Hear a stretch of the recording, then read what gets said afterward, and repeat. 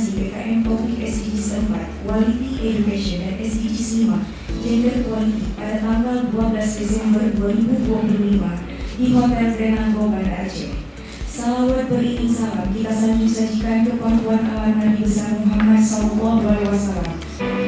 Indonesia kebangsaan, bangsa dan tanah airku, marilah kita berseru, Indonesia bersatu.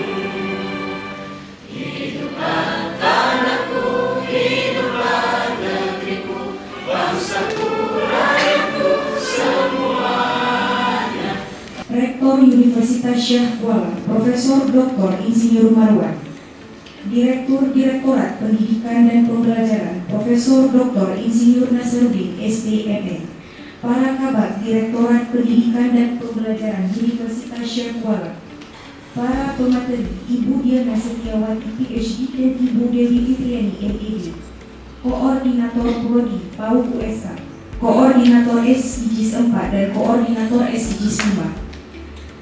Bapak Ibu, para kelompok kerja PAUD PPPKK, Provinsi, Banda Aceh dan Aceh Besar, serta DWK USK dan Bapak Ibu lainnya yang juga sudah berhadir di ruangan. Dari Impokja PAUD Provinsi yang sudah berhadir, penghormatan kami juga kepada yang mewakili Bunda PAUD Provinsi, Kota Banda Aceh, Aceh Besar, Impokja PAUD dari Provinsi juga, dari Banda Aceh dan Aceh Besar, kemudian para pimpinan PAUD, kita sebut PAUD model yang PAUD swasta yang kami anggap bisa mewakili. Ini para pendidiknya, kita perlu tingkatkan kemampuan profesionalnya dan mendapatkan pencerahan-pencerahan baru untuk dapat terlibat secara penuh dalam pendidikan anak usia dini, di mana kita ketahui anak Gen Alpha ini adalah anak yang lahir dalam kondisi native digital. Mereka interaksi dengan screen ini sangat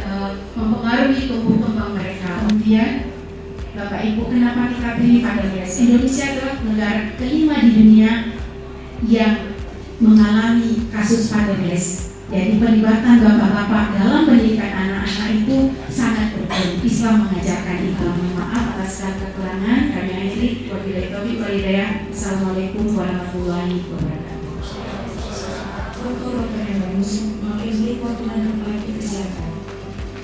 Alhamdulillahirabbil alamin. Wassalatu wassalamu ala asyrafil anbiya'i wal mursalin wa ala alihi wa sahbihi ajmain. Ranking dunia dan secara nasional, alhamdulillah ini sempat kita berada pada ranking 4 nasional, alhamdulillah. Satu lagi rankingan global yang alhamdulillah USK masuk hari ini adalah pada rankingan QS World. Untuk pertama kali dalam sejarah USK masuk dalam QS World ini, meskipun masih berada pada ranking 1401 plus dunia. Yang berada di Penang dari mahasiswa Cina ini sekitar 45 juta ringgit Malaysia. Dan kalau kita rupiahkan 180 miliar rupiah di Penang saja dari mahasiswa Cina. Itulah pentingnya rankingan global. Sesaat nanti seandainya USK masuk pada ranking yang lebih bagus, maka insya Allah kita bisa juga memperoleh banyak mahasiswa asing dan itu akan membawa income ke khususnya ke Kota Banda Aceh. Bayangkan akan hidup apa yang disebut dengan rumah-rumah kos, jualan-jualan ibu-ibu kita itu akan laku karena saking banyaknya mahasiswa asing yang ada di sini. Mendapat ridho Allah Subhanahu wa Ta'ala. Amin amin ya rabbal alamin. Kami mohon dengan segala hati Bapak Rektor berkenan membuka acara kita pada hari ini. Pendidik PAUD ya, Bapak Ibu para guru di PAUD dan juga peran keluarga dalam menghadapi tantangan fatherless ya, khususnya bagaimana kita menyiapkan generasi mendatang. Di sini disebutkan generasi alpha ya, tentunya ya, yang sudah persiapkan segalanya. Dan pada kesempatan ini kita mungkin juga akan sama-sama melihat mungkin hasil mungkin pengabdian ataupun penelitian ya, hasil riset data terkait bagaimana situasi fatherless ini ya. Namun demikian Bapak Ibu sekalian, tentu yang kita lihat fatherless ini menjadi permasalahan sekarang ya. Permasalahan yang ada di masyarakat, permasalahan sosial. Di bulan Agustus atau September yang lalu saya hadir ya, mengikuti juga salah satu kegiatan di kampus terkait dengan persoalan LGBT. Dan ini ya, tumbuh sebagai seorang anak yang menjadilah generasi-generasi yang kita harapkan ke depan. Mungkin persoalan-persoalan salah satunya yang mungkin bisa kita lihat bagaimana kita mengkomunikasikan ya, antara seorang ayah, seorang ibu ya, dengan anak. Kemudian juga bagaimana kita bisa mengajak anak ini tetap, walaupun dia mendapat perlakuan-perlakuan yang mungkin tidak menyenangkan di dalam keluarga, tapi dia tetap bisa menghargai adanya seorang ayah, seorang ibu ya. Nah itu saya kira menjadi hal yang penting di dalam pendidikan di sekolah ya. Saya mohon maaf. Wabillahi taufiq hidayah. Assalamualaikum warahmatullahi wabarakatuh. Mohon maaf berikutnya. Saking seriusnya ya. Baiklah Bapak Ibu sekalian, dengan mengucapkan Bismillahirrahmanirrahim, maka SPD tentang peran pendidik PAUD dan keluarga dalam menghadapi tantangan fatherless kami buka secara resmi.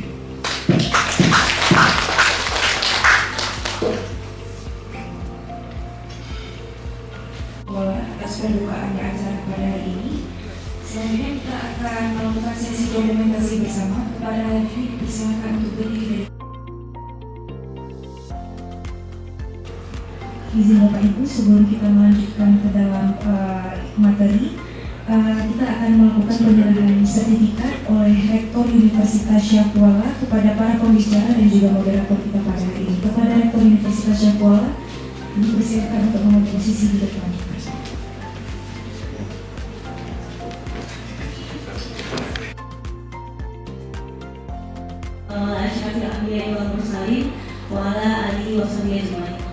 Puji syukur kehadirat Allah yang telah memberikan kita kesehatan dan umur panjang sehingga hari ini kita bisa bertemu tatap muka di ruangan ini.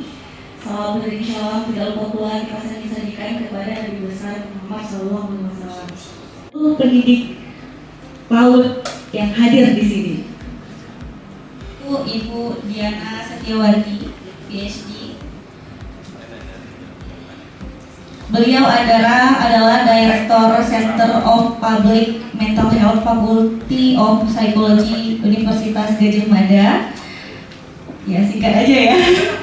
Jadi kalau di sini saya lihat work experience-nya luar biasa ya, dari tahun 2006 sampai. Baik, tadi kita sudah, tadi saya sudah membacakan sedikit banyaknya mengenai background Ibu Maseri Muhammad Diana Setiawati PhD. Langsung saja kita persilahkan Ibu Diana untuk memberikan materi kepada kita pada hari ini. Pada Ibu, regulasi ini beneran kita ketemu acara begitu ya, dan karena ada dan dengan semangat ya itu ya, karena kami udah belajar banyak sekali dari recovery tsunami waktu itu hingga pendirian prodi psikologi Syah Kuala.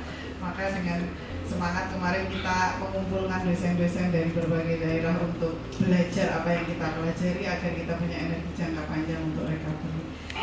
My name is Haikuna. I'm 6 years old. Hobiku membaca, karena dengan membaca aku bisa tahu banyak hal. Aku juga sudah pernah ke berbagai negara seperti China, Prancis, Belanda, dan lain-lain untuk menemani Bunda bekerja. Sejak kecil saya mengajak Asma untuk menghafal Al-Quran karena saya percaya bahwa Al-Quran itu adalah the fountain of knowledge, gitu ya, sumber dari segala. Kami sadar bahwa Asma itu mengalami strabismus, kemudian kita bawa ke dokter mata dan dokternya bilang kedua matanya itu plus, sehingga kita api. Saya adalah seorang psikolog, sehari-hari saya buat sistem kesehatan mental di Indonesia. Memiliki anak Al-Quran adalah juga keringat bagi kami semua. Saya salah seorang pendidik di SMA masa depan. Saya mengajar mata pelajaran seni. Semoga Hakimah bisa tetap istiqomah terus menghafal Al-Quran dan menjadi inspirasi untuk kita semua. Pak. Oke, itu perkenalan dari tangguh, apa melihat dirinya yang sedih, apa melihat dirinya yang seperti apa Bapak Ibu? Sebagai pendidik PAUD mungkin ada yang mau cerita apa yang dilihat? Kalau lagi bercermin nih Bapak Ibu melihat apa? Ya ini karena sayanya tidak bisa menulis. Nah, jadi apa yang kita lihat, bayangan kita di dalam cermin atau negatif itu akan mempengaruhi cara pandang kita terhadap dunia, terhadap diri kita sendiri, dan terhadap masa depan. Kalau kita punya cara pandang yang positif dengan terhadap diri kita, maka dengan bencana sebesar apapun gitu ya, kita akan tetap bisa memandang diri kita positif, dunia positif, dan masa depan yang positif. Demikian juga dengan sebaliknya. Nah, dari namanya ini dari yang namanya cinta. Jadi cinta itu seperti oksigen. Dia adalah kebutuhan dasar setiap jiwa di alam semesta. Nah, pertanyaannya cinta yang mana yang seperti oksigen itu? Ternyata adalah cinta yang didapatkan manusia 5 tahun pertama kehidupan. Apa Bu? Ketakutan yang dibawa dari dalam kandungan dari sananya gitu. Takut apa? Kira-kira takut apa? Takut ular? Enggak, besok kalau nengok bayi bawa ular pasti bayinya nggak takut. Takut apa kira-kira? Takut? Takut? Takut kehidupan enggak? Kenapa bayi bisa takut ular? Karena dia melihat ibunya takut pada. Dunia ini mengerikan. Dia butuh waktu yang lama untuk bisa percaya diri, bisa yakin orang-orang aman dan lingkungan itu aman untuk dia. Dan dengan seperti itu dia tentu saja sudah kehilangan banyak hal dalam 1 bulan itu. Sementara teman-teman yang tadi yang percaya diri, dia sudah mengeksplor lingkungan dan begitu seterusnya. Nah, jadi manusia melihat dirinya sendiri dalam cermin, bayangan itu positif negatif sangat tergantung dari bagaimana lingkungan kita membentuk kita di waktu kecil. Luar biasa kerusakan yang ditimbulkan oleh orang-orang yang tidak mengasuh dengan cinta. Orang-orang yang asuhannya tidak menumbuhkan tapi menghancurkan. Mereka meninggalkan di belakangnya anak-anak yang terluka, yang merasa dirinya buruk, dan mereka merampas potensi besar anak-anak ini. Karena anak-anak yang punya potensi sebesar apapun, kalau dia merasa tidak aman, kalau dia merasa cemas, kalau dia tidak selesai dengan dirinya sendiri, potensi besar itu tidak akan bisa sampai ke masyarakat. Pengalaman itu, dan dia ingin menularkan pada orang lain. Ibu-ibu, bapak-bapak, apakah pernah ketemu dengan orang yang nyebelin? Yang toksik gitu? Nah, itu sangat mungkin mereka itu masa kecilnya kurang bahagia. Nah itu, jadi itu sangat berkorelasi menjadi pribadi yang sulit. Ide nggak gimana caranya? Kok bisa ya PAUD itu berperan atau harus nambal ketidakadilan ayah atau bagaimana gitu? Apa yang harus kita lakukan ketika ayah-ayah, mungkin ayah-ayah di Aceh kurang terbiasa dengan anak-anak dan sebagainya? Apa yang bisa kita lakukan? Apa ya? Ada yang punya ide, ibu-ibu? Parenting, oke. Ide atau apa, tapi sudah pernah kami laksanakan. Kadang walaupun dia fatherless, tapi karena lingkungan dia cukup memberikan support, jadi dia ada nggak merasa ada ketakutan, hanya mungkin sedikit malu-malu gitu. Nah setelah itu kita pantau terus perkembangan di kita selama 3 bulan itu. Kita ada bagi rapor pergi telur dengan telur gitu. Itu memancing, namun kadang-kadang karena orang tua menutupi hubungan keluarganya itu, akhirnya kami membuat kegiatan yang bisa benar-benar memancing bapaknya tuh hadir gitu. Dan alhamdulillah tahun kemarin alhamdulillah kami bukan ini ya, itu mungkin sudah kadarullah, sudah ini alhamdulillah ada yang rujuk. Itu karena kita setiap akhir tahun ajaran kita buat foto keluarga di sekolah. Kita foto keluarga, satu keluarga ke studio. Kalau di rumah karena habis pulang kerja sibuk ngapain?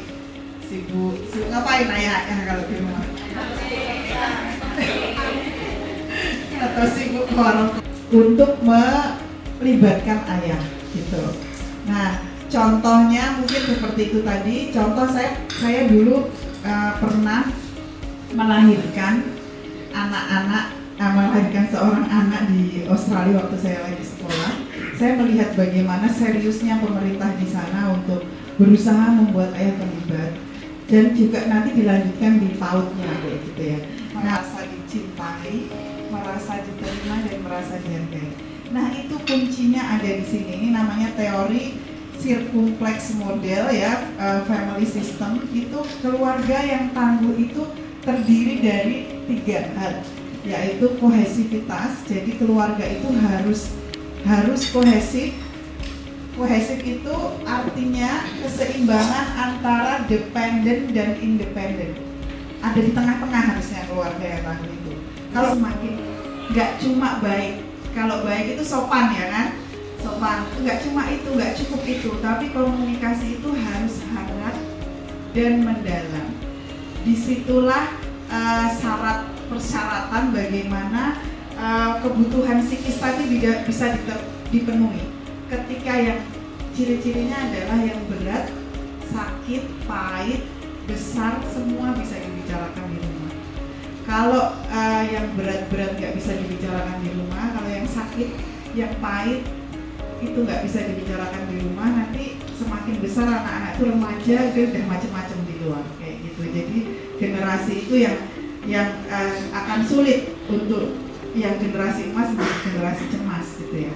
Baik, selanjutnya kita akan mendengarkan pemaparan materi yang kedua mengenai strategi, tantangan, dan harapan bagi pendidik PAUD dalam mempersiapkan generasi Aceh yang tangguh dan berkarakter Islami, yang akan disampaikan oleh Ibu Dr. Dewi Fitriani. Ya. Nah, untuk peran Bunda PAUD, kita itu berada pada level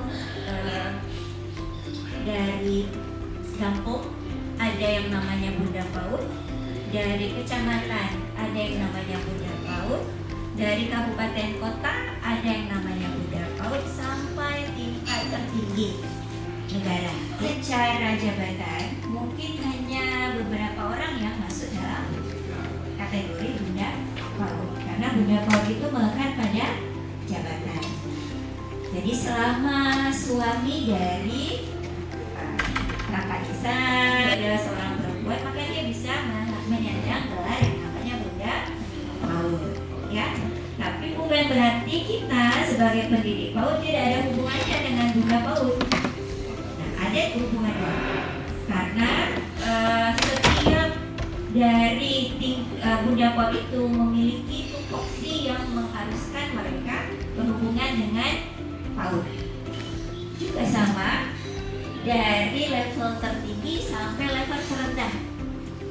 Terendahnya itu berada di kampung atau di desa. Ada 19 peran yang saya merahkan adalah yang paling berhubungan dengan PAUD. Ya.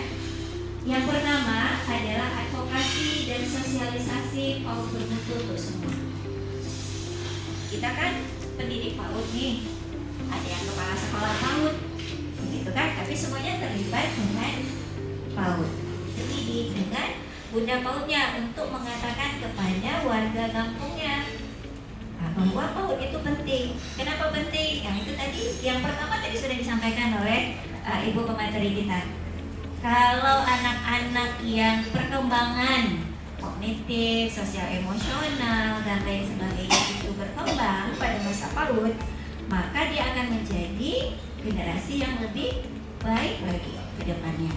Nah, berarti seorang Bunda PAUD juga ada hubungannya dengan Bunda PAUD di sekolah, karena memasukkan peran pendidik dalam PAUD bermutu. Belajar itu kan bukan hanya bukan hanya kepala sekolahnya, tapi ada komikenya, ada warga di sekitarnya, sehingga semua sangat mendukung PAUD tersebut. Gitu ya. Tim Pokja yang berhadir pada hari ini, dan itu juga untuk memaksimalkan peran PAUD dalam mendukung pencapaian dari generasi emas Indonesia itu. Sehingga 2045 itu Indonesia itu sudah mencapai generasi emas. Nah, kemudian di sini dalam melaksanakan peran kita ada beberapa program, ada beberapa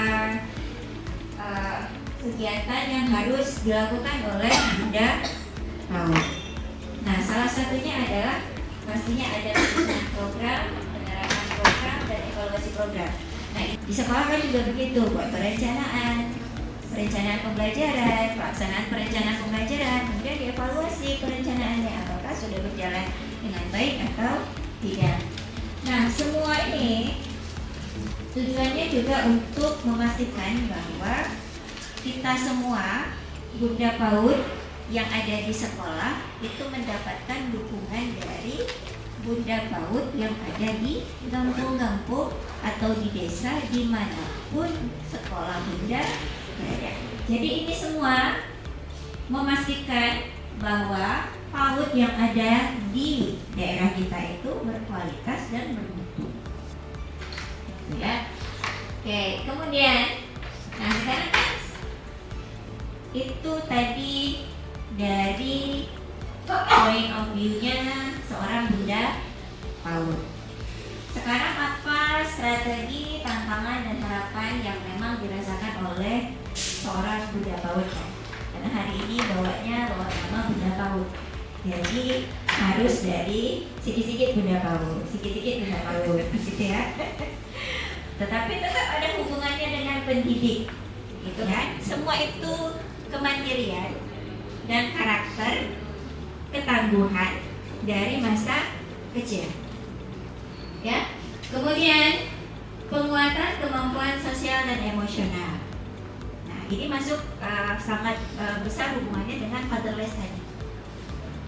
Anak yang emosinya kuat, anak yang emosinya matang, maka dia akan lebih siap dibandingkan dengan anak yang tidak kuat emosinya.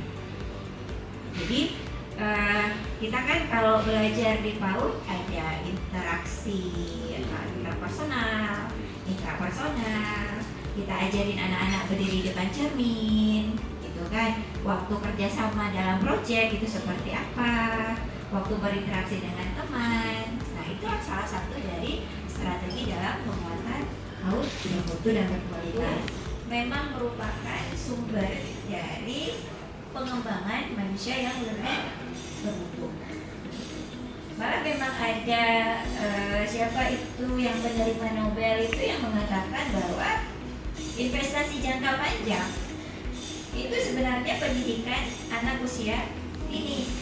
Bukan saya yang bilang ya, tapi nanti dicari sendiri. Penerima Nobel yang bilang kalau memang mau melakukan investasi paling banyak baliknya nanti atau keuntungannya paling besar, maka pada jenjang anak usia dini. Begitu, ya. Makanya mungkin kita perlu melakukan kembali advokasi, ya, bukan hanya di level PAUD tapi juga ke dinas-dinas yang lain dan level-level yang lain lagi. Terutama kehadiran seorang ayah. Ada 85 murid di sekolah kita, 17 anak SD, sekolah dasar, selebihnya anak kelompok bermain dan TK. Persoalan yang sering kami hadapi adalah tidak hadirnya ayah. Karena saya lihat beberapa kita temukan kasus dan kita bandingkan ayah yang hadir perbandingan perkembangan anak berkebutuhan khusus yang ayahnya hadir dan sampai hari ini itu masih ada hal tersebut. Sehingga beberapa hal yang kita lakukan tadi seperti teman katakan, membuat kegiatan di sekolah. Kalau kita tuh di awal semester kita ada menyampaikan program pembelajaran, biasanya orang tua kita ajak main bersama dengan anak. Ayah dan ibu main, dan kemarin itu seru sekali. Ternyata rupanya ayah-ayah kita juga suka main ya, akhirnya kita lihat karena Waktu itu ada sentra kita bermain peran cuci baju, ayah ikut cuci baju, jemur baju dengan anaknya gitu kan. Habis itu menyetrika dan lain sebagainya. Ternyata orang tua ini kadang-kadang kepengen juga, tapi mungkin karena mungkin budayanya yang masih belum semuanya bermain itu adalah suatu hal yang penting, sehingga ketika kita fasilitasi di sekolah mereka senang. Satu, yang kedua, kita juga pernah mengundang orang tua yang dia bukan profesi, tetapi punya hobi apa. Dan kita pernah mengundang seorang satpam, orang tuanya satpam, tapi pandai main musik. Main gitar, dia main gitar bersama ayahnya, main gitar bersama teman-teman anak-anaknya. Jadi itu seru sekali, sehingga orang tua yang lain, Bu, saya mau saya hadir berdua. Jadi gratis untuk orang tua, nggak harus berjadwal, silakan datang. Dan untuk masyarakat, mau bicara tentang tumbuh kembang dan berbicara tentang pola asuh.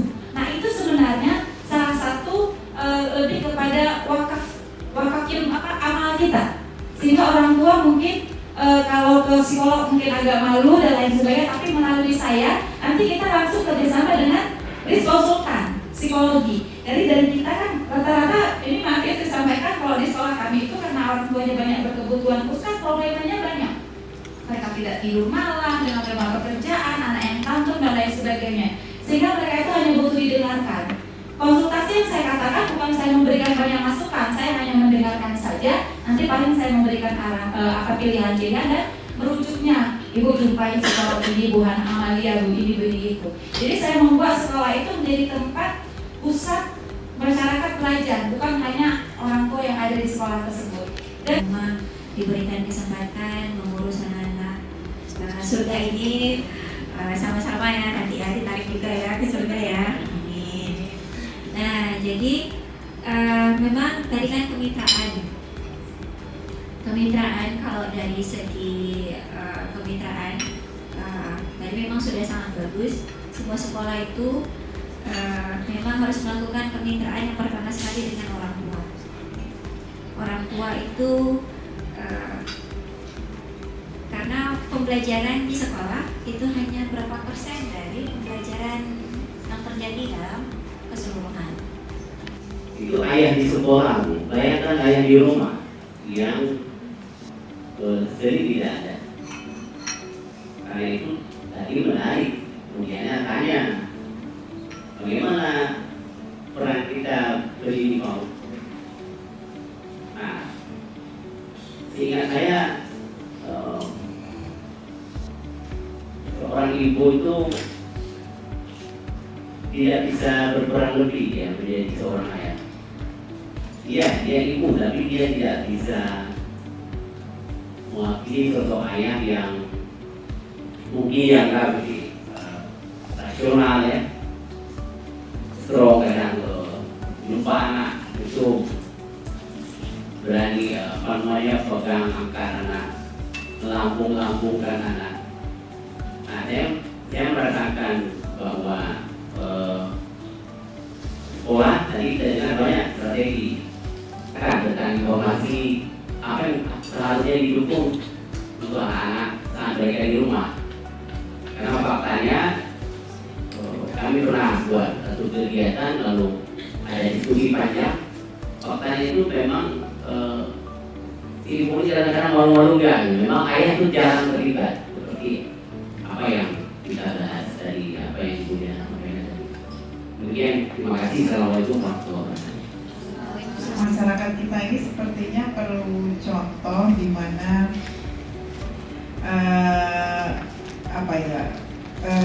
image bahwa anak-anak kecil itu sebenarnya adalah tanggung jawab ayah itu perlu dimulai gitu ya. Dimulai tadi dari misalnya Bapak sebagai pengelola dan pengajar PAUD, karena ya kenapa kok guru PAUD semuanya perempuan. Nah, itu kan juga salah satu ya yang menjadi PR kita kan. Nah, terus kemudian bagaimana kita juga sebenarnya kita mendekatkan anak-anak dengan tokoh-tokoh untuk jadi, karena masalahnya ibu 5 tahun di Australia itu gimana ya kok ayah-ayah itu pada terlibat gitu ya. Itu salah satunya memang sekolah itu kadang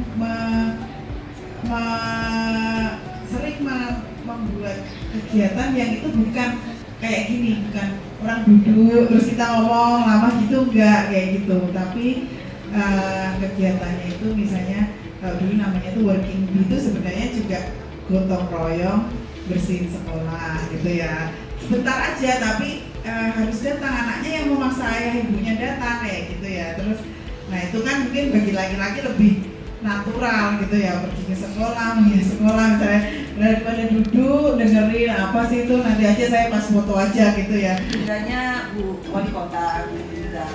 Jadi saya yang ketua Pokja, kalau mungkin kalau lihat di IG malah banyak saya daripada bundanya. Mungkin dunia saya berbeda, artinya saya bundanya di rumah selama ini, karena profesi saya dokter mata anak Bu, dokter mata anak dan Juling dan strabismus, dosen di Fakultas Kedokteran. Jadi ini saya benar-benar dunia baru ketika jadi ketua Pokja Bunda PAUD Banda Aceh. Dunia yang baru.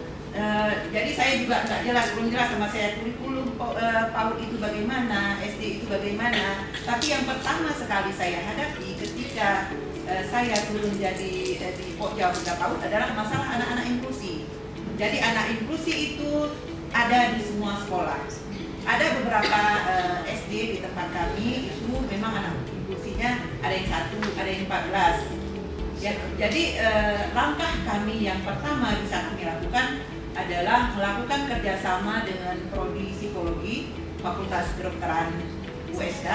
Kebetulan karena memang tempat hidup saya bekerja, jadi kita melatih guru-guru dari perwakilan. Tapi kemarin baru 10 kecamatan perwakilan, 2 orang dari 1 sekolah. Masih ada rencana selanjutnya untuk evaluasi, jadi menilai ini udah bisa belum gurunya menilai anak-anak ya. Itu yang pertama yang kami lakukan dari Banda Aceh. Kemudian dari saya pribadi Bu, apakah mungkin ini kan ada perwakilan juga dari Dinas Pendidikan, bagaimana kalau di tiap sekolah minimal yang 5 sekolah, kecuali mungkin yang sekolah yang memang sekolah khusus inklusi itu saya datang, itu ada di Habib Albi, itu ada psikolognya, ada Ibu saya lupa tapi saya kenal ya, tapi juga jamnya terbatas, beliau juga dosen di FK ya betul. Jadi guru-guru mengeluh, mungkin kalau gangguannya lebih berat tahu, semua orang awam tahu, tapi yang masih sedikit agak beralih normal ke abnormal itu yang sulit ditentukan, TK dan di PAUD dan di SD ini. Kemudian mungkin yang untuk kurikulumnya seperti apa yang harus kita terapkan untuk SD dan PAUD ini, memungkinkan enggak menerima psikolog di setiap sekolah, minimal mungkin 1 untuk sekolah yang anaknya mungkin 1, atau harus ada 2-3 orang untuk sekolah yang memang contohnya SD 1 ya. Yang sangat bagus kalau misalnya mungkin terlalu mahal kalau dimiliki oleh psikolog, itu dimiliki oleh 1 PAUD, tapi beberapa tempat, 1 kecamatan misalnya ada beberapa psikolog sentral, assessment center misalnya. Terus kemudian yang menentukan kan sebenarnya anak-anak berkebutuhan khusus ini. Nah, mungkin kalau kita mau memulai atau memang Banda Aceh mau memulai, tadi Bunda idenya sudah bagus, tinggal mungkin caranya atau salahnya diarahkan kemana. Bunda kan linknya sudah ada, dari USK ada, gitu kan, atau universitas lain, nanti memang mungkin ada programnya, gitu kan. Seperti saran dari Bunda Diana tadi, dimasukkan ke dalam sistem. Kalau di Dinas Pendidikan, dia kan ada pengawas, benar kan? Nah, pengawas itu kan dari 1 orang, dia mengawasi berapa sekolah. Psikologi itu boleh melamar jadi guru PAUD. Nah, jadi secara sistem untuk menjadi guru itu sudah dibuka. Hanya saja tidak mau. Kenapa tidak mau? Banyak masalah lain. Jadi nggak bisa kita selesaikan satu-satu. Tapi kalau memang bisa dimasukkan dalam sistem, misalnya TK negeri nih, diterima 1 psikolog untuk 1 kabupaten kota. Nah, itu mungkin akan lebih bisa. Jadi 1 psikolog dia tugasnya misalnya, ini mimpi saya. Tugasnya misalnya dia mengelola TK-TK negeri yang ada di Kota Banda Aceh. Kalau memang kita mau kerja samakan, ada. Tinggal kita mungkin berusaha lebih giat lagi pendekatan. Mungkin yang di ini lebih ke psikologinya yang bisa membantu di pendidikan ya. Nanti bisa dipromot juga. Sebenarnya kalau gotong royong kan nggak mengerti secara sistematis. Nah, nanti yang di puskesmas itu psikologis. Jadi kalau nanti ada yang bermasalah bisa dirujuk ke puskesmas ya. Tapi memang ini perlu dari dulu kita ada dorong-dorong gini, gimana ini. Juga banyak anak berkebutuhan khusus yang 14 orang, salah satunya sudah disita. Saya tidak menyalahkan sekolah, tapi ini hanya berdasarkan pengalaman saja. SD 24 Bapak izin saya sampaikan juga, anak-anaknya sudah sekolah di sekolah kita.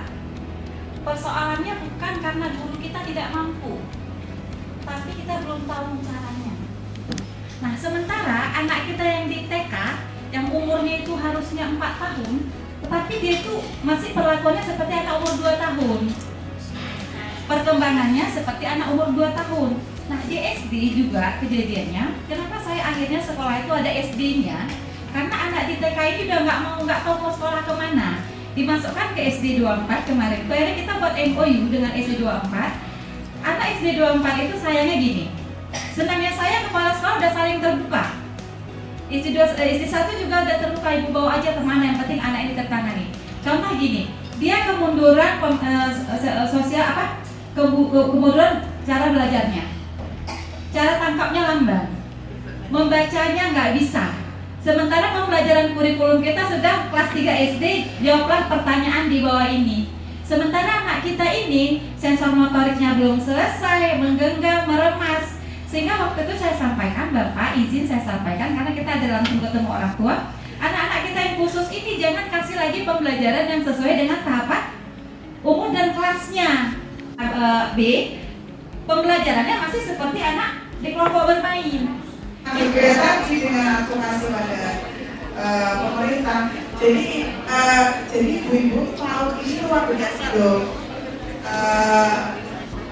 Pentingnya kan tadi saya sudah sampaikan di depan. Nah, kalau pemerintah Australia itu, maaf ya saya cerita-cerita, ini kan lebih yang kita tahu apa yang perlu diaju.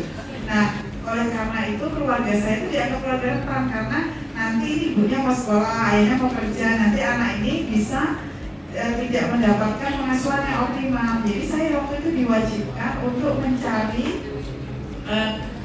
childcare, tapi semua childcare ya seperti PAUD ini itu pemerintah serius sekali mengontrol kualitasnya. Bahkan pemerintah itu setiap bulan ada yang datang duduk melihat bagaimana interaksi guru dengan murid di sekolah itu secara literally seperti itu. Bunda Dewi, Bunda Diana yang telah memberikan paparan kepada kita semua sehingga kita mendapatkan pencerahan ya mengenai mother rescue ya. Mungkin saya sedikit tadi ada permintaan dari Ibu Suwasti untuk memaparkan mengenai pengabdian. Tapi mungkin tidak saya tampilkan PowerPoint, saya sampaikan saja apa yang telah kami lakukan di desa ya. Jadi terkenal dengan hilangnya Dilung Aceh besar ya. Jadi kalau ke sana itu kita melewati 2 bulan dulu baru sampai. Jadi mungkin bisa jadi tadi terkait dengan kegiatan PAUD ya. Jadi awalnya kami yang menjadi masyarakatnya itu yang kami tuju itu adalah petani perempuan. Kegiatan itu adalah kami di vakum dengan minyak doang. Ya, daerah itu alhamdulillah. Saya awalnya saya sama anak di sana. Daun nilam ya. Daun nilam menghasilkan minyak doang, kemudian menjadi bisa menjadi campuran vakum. Jadi kegiatan itu kami tanya sama anak-anak, tahu nilam tidak? Tahu ya? Tahu nilam tidak? Tahu, semuanya tahu nilam. Karena ayahnya menanam nilam di rumah.